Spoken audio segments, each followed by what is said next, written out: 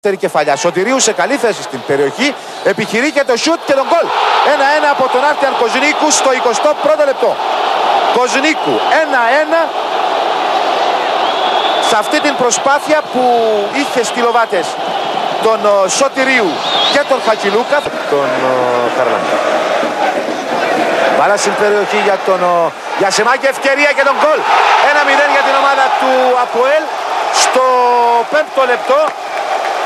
Του Άριστου του Αριστοκλέους. Όμως τώρα γίνεται το 2-2 στο 12ο λεπτό. Με τον Αλονεύτη. Συνεχίζει την προσπάθεια τώρα για τον Γιασεμάκη που είναι πλάγια. Γκολ!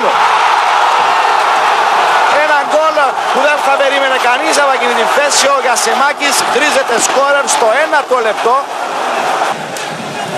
Παλιά για τον Κόκιτς που δεν είναι offside. Να δούμε ο Κόκιτς. Το κοντρόλ πέρασε για τον Γιασεμάκη. Ευκαιρία γκολ.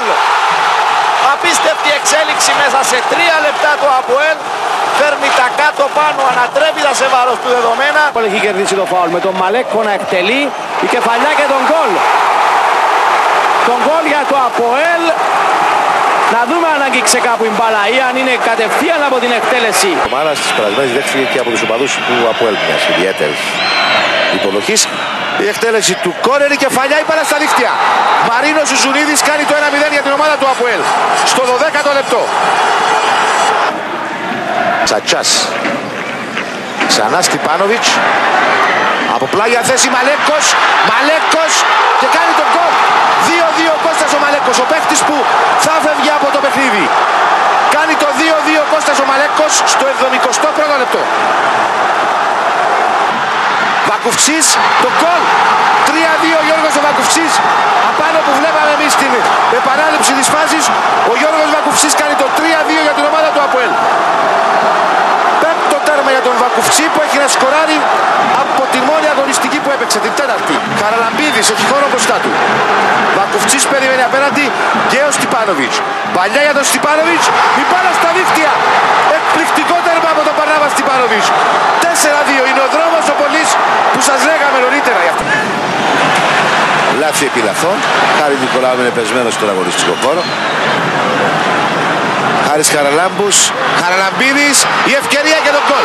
1-0 για την ομάδα του ΑΠΟΕΛ στο 22ο λεπτό. Κωνσταντίνος Χαραλαμπίδης. Θα ψάξει τη γωνιά στους οπαδούς του ΑΠΟΕΛ για να κάνει την τούμπα του. Να το δω. 1-0 για την ομάδα του ΑΠΟΕΛ, 67ο λεπτό. Κεφαλιά για τον Χάμιλ Τορίκα, το πέναλτι. Έχουμε το πέναλτι για την ομάδα του ΑΠΟΕΛ στο 21ο λεπτό. Μαρίνος Σατσάς εκτελεί και 1-1. Έπεσε ο Λεωνί στην σωστή πλευρά, αλλά η μπάλα καταλήγει στα δίχτυα. Και κάνει ο Μαρίνος Σατσάς το 1-1.